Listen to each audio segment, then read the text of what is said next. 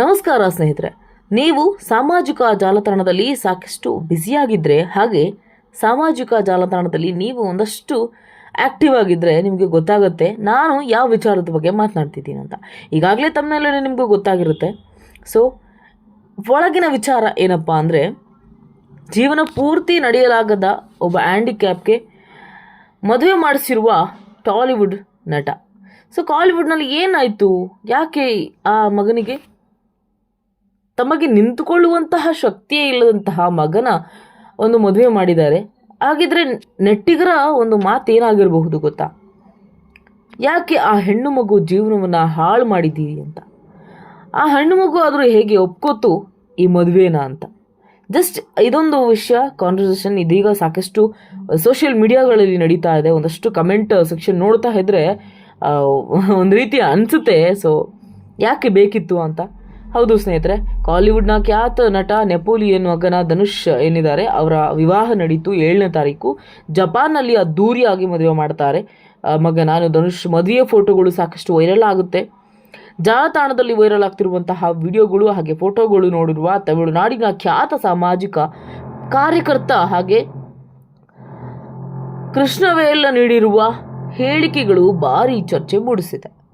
Napoleon ಮಗನಿಗೆ ನಡೆದ ಮದುವೆ ಬಗ್ಗೆ ಕೈಗೊಂಬೆ ಮದುವೆ ಎಂದು ಕೃಷ್ಣವೇಲ್ ಟೀಕಿಸಿದ್ದಾರೆ. ನೆಪೋಲಿಯನ್ ಪುತ್ರ ಧನುಷ್ ಹಾಗೂ ಅಕ್ಷಯ ಮದುವೆ ಸಾಮಾಜಿಕ ಜಾಲತಾಣದಲ್ಲಿ ಚರ್ಚೆಗ್ರಾಸವಾಗಿದೆ.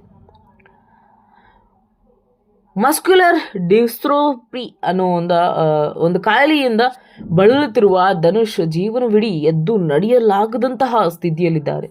ಯಾವಾಗಲೂ ಕುರ್ಚಿಯ ಆಸರೆ ಪಡೆಯುವಂತಹ ಈ ವ್ಯಕ್ತಿ ವೈವಾಹಿಕ ಜೀವನ ನಡೆಸುವುದು ಹೇಗೆ ಸಾಧ್ಯವ? ಹಣಕ್ಕಾಗಿ ಹೆಣ್ಣು ತನ್ನ ಜೀವನವನ್ನೇ ಹಾಳು ಮಾಡಿಕೊಂಡ್ಲ ಅಂತ ಕೆಲವರು ಸಾಮಾಜಿಕ ಜಾಲತಾಣದಲ್ಲಿ ಕಮೆಂಟ್ ಸೆಕ್ಷನ್ ಮೂಲಕ ತಿಳಿಸಿದ್ದಾರೆ. ಆರಾಮ್ ನಾಡು ಯೂಟ್ಯೂಬ್ ಚಾನಲ್ಗೆ ಸಂದರ್ಶನ ನೀಡಿರುವ ರಾಜಕೀಯ ವಿಮರ್ಶಕ ಹಾಗೂ ಸಾಮಾಜಿಕ ಕಾರ್ಯಕರ್ತ ಕೃಷ್ಣವೇಲ್ ಈ ಮಹಿಳೆಯನ್ನ ನೆಪೋಲಿಯನ್ ಪುತ್ರ ಧನುಷ್ ಮದುವೆಯಾಗುವುದನ್ನು ಒಪ್ಪಲು ಸಾಧ್ಯವಿಲ್ಲ.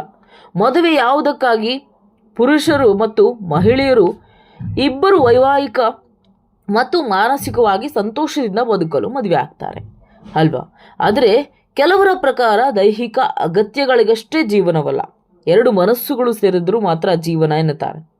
ಆದರೆ ಈ ಮಾತುಗಳೆಲ್ಲ ಸಿನಿಮಾಗಳಿಗೆ ಮಾತ್ರ ಸೀಮಿತ, ಯಾಕೆಂದರೆ ಇದು ಸಿನಿಮಾಗಳಲ್ಲಿ ಮಾತ್ರ ಸಾಧ್ಯ, ಇದು ನಿಜ ಜೀವನದಲ್ಲಿ ಸಾಧ್ಯವಿಲ್ಲ ಎಂದು ಕೃಷ್ಣವೇಲು ಮಾತನಾಡಿದರು. ಎದ್ದು ನಡೆಯಲು ಸಾಧ್ಯವಾಗದ ಅಂಗವಿಕಲನಿಗೆ ಆರೈಕೆ ಮಾಡಲು ನರ್ಸ್ ಬೇಕಿತ್ತು, ಅದರ ಹೊರತುಪಡಿಸಿ ಇದೀಗ ಹೆಂಡತಿಯನ್ನು ತಂದುಕೊಂಡ್ರು, ಆ ಹೆಂಡತಿಯನ್ನು ಒಂದು ಹೆಸರು ಬೇಕಿತ್ತು ಅನ್ನೋ ಒಂದು ವಿಚಾರ ಅವರ ಬಾಯಲ್ಲಿ ಬಂದಿದ್ದು. ನೆಪೋಲಿಯನ್ ಇದನ್ನ ಹೇಗೆ ಒಪ್ಕೊಳ್ಳುವುದಿಲ್ಲ? ಯಾಕೆ ಬೇಕಿತ್ತು ಈ ಆಟಕ್ಕೆ ಮದುವೆ?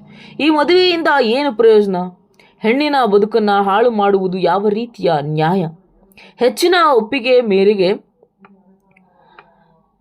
ಮದುವೆ ನಡೆದಿದೆ ಅಂತ ಹೇಳ್ತಾರಲ್ಲ, ಇದೀಗ ಒಂದು ಹುಡುಗಿಯ ಅವ್ರ ಇಷ್ಟದಂತೆಯೇ ಮದುವೆ ನಡೆಯಿತು ಅಂತ ಹೇಳ್ತಾರಲ್ಲ. ಮೊದಲನೇದಾಗಿ ಆ ಮಹಿಳೆ ಸ್ವಯಂ ಪ್ರೇರಣೆಯಿಂದಲೇ ಈ ಮದುವೆ ಆಗಿದ್ದಾಳಂತ ಹೇಗೆ ನಿರ್ಧಾರ ಮಾಡಿದ್ರಿ? ಹೇಗೆ ಒಪ್ಕೊಂಡು ಅಂತ ನೀವು ಅನ್ಕೋತೀರಿ? ಇಲ್ಲಾದರೆ ಬಲವಂತದಿಂದ ನಡೀತಿದ್ಯಾ ಅಥವಾ ಯಾವುದೋ ಒಂದು ಮಾತುಕತೆಯಿಂದ ನಡೀತಿದ್ಯಾ, ಅಡ್ಜಸ್ಟ್ಮೆಂಟ್ ಮುಖಾಂತರ ನಡೀತಿದ್ಯಾ? ಸೊ ಗೊತ್ತಿಲ್ಲ ಸ್ನೇಹಿತರೆ, ಇದೊಂದು ಕೈಗೊಂಬೆಯ ಮದುವೆಯಾಗಿದ್ದು ಪತ್ನಿಯನ್ನು ನರ್ಸ್ ಆಗಿ ಇಟ್ಟುಕೊಳ್ಳುವ ಮಹಾ ಪ್ಲಾನ್ ಮಾಡಿದ್ದಾರಂತ ಇದೀಗ ಕಾರ್ಯಕರ್ತರೇನಿದ್ದಾರೆ ಮಾತನಾಡಿದ್ದಾರೆ. ಆ ಹುಡುಗಿ ಅಕ್ಷಯಗೆ ಧನುಷ್ ಜೊತೆ ಮಾತನಾಡಲು ಕೂಡ ಆಗ್ತಿಲ್ಲ. ಮಾತನಾಡುವವರೇ ಇಲ್ಲದಿದ್ದಾಗ ಏಕೆ ಈ ಮದುವೆ? ಯಾಕೆ ಈ ಮದುವೆ ಮೂಲಕ ನೆಪೋಲಿಯನ್ ಏನು ಸಾಧಿಸಿದ್ರು? ಅಲ್ಲದೆ ಮದುವೆ ಆಗಿದ್ದಕ್ಕೆ ಅಕ್ಷಯಗೆ ಕೋಟಿಗಟ್ಟಲೆ ಆಸ್ತಿ ಏನಾದರೂ ಕೊಡ್ತಿದ್ದಾರಾ? ಆಸ್ತಿಯನ್ನು ಅವ್ರಿಗೆ ಇಟ್ಕೊಂಡು ಏನು ಮಾಡ್ತಾರೆ? ನೆಪೋಲಿಯನ್ ಇಂತಹ ಮದುವೆ ಮಾಡುವ ಒಂದಷ್ಟು ಮಾಡಬಾರ್ದಾಗಿತ್ತು ಅಂತೇಳಿ ತಮಿಳುನಾಡಿನಲ್ಲಿ ಅಂಗವಿಕಲರಿಗಾಗಿ ಒಂದು ಕೇಂದ್ರ ಇದೆ, ಅಥವಾ ಧನುಷ್ ಹೆಸರಿನಲ್ಲಿ ಒಂದು ಕೇಂದ್ರ ನೀವೇ ಸೃಷ್ಟಿ ಮಾಡಿಯಲ್ಲ, ಮಾಡಿಬಿಟ್ಟು ಅಲ್ಲಿ ನಿಮ್ಮ ಮಗನಂತಹ ಒಂದಷ್ಟು ತಲೆಮಾರುಗಳಲ್ಲೂ ಒಂದು ಹೆಸರು ಬರುತ್ತೆ ನಿಮ್ಮ ಮಗಂದು. ಆ ಥರ ಅಂಗವಿಕಲರಿಗೊಂದು ಏನಾದರೂ ಆಸರೆ ರೀತಿ ಏನಾದರೂ ಮಾಡ್ಬೋದಲ್ವಾ, ಪ್ರತಿಷ್ಠಾನ ಮಾಡ್ಬೋದಲ್ವಾ? ಈ ರೀತಿಯಾಗಿ ಚರ್ಚೆ ಸ್ಟಾರ್ಟ್ ಆಗಿದೆ. ಯಾಕೆ ಮಗನಿಗೆ ಇಂಥ ಒಂದು ವಿಚಾರದಲ್ಲಿ ಮಾಡಿದ್ರು ಅಂತ ಗೊತ್ತಾಗಿಲ್ಲ. ಬಟ್ ಪರ್ಸ್ನಲ್ ಅವ್ರು ಏನಿದೆ ಅಂತ ಗೊತ್ತಿಲ್ಲ. ಆದರೆ ಇಲ್ಲಿ ಒಂದು ಹೆಣ್ಣು ಮಗುವಿನ ಪ್ರಶ್ನೆ ಬರುತ್ತೆ ಅಷ್ಟೆ, ಅಲ್ಲಿ ಒಂದು ಹೆಣ್ಣು ಮಗು ಪ್ರಶ್ನೆ ಸಿಗತ್ತೆ.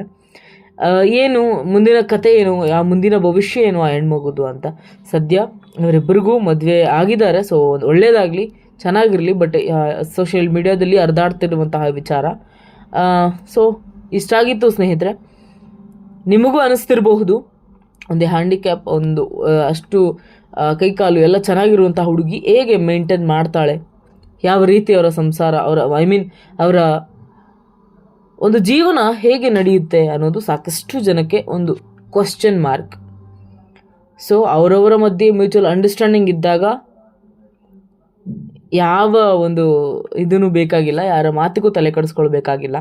ಅವರಿಷ್ಟ, ಅವರಿದ್ದಂಗೆ, ಅವರ ಬಾಳು ಅವರಿಷ್ಟ. ಸೊ ಹಿಂಗಾದರೂ ಇರಲಿ,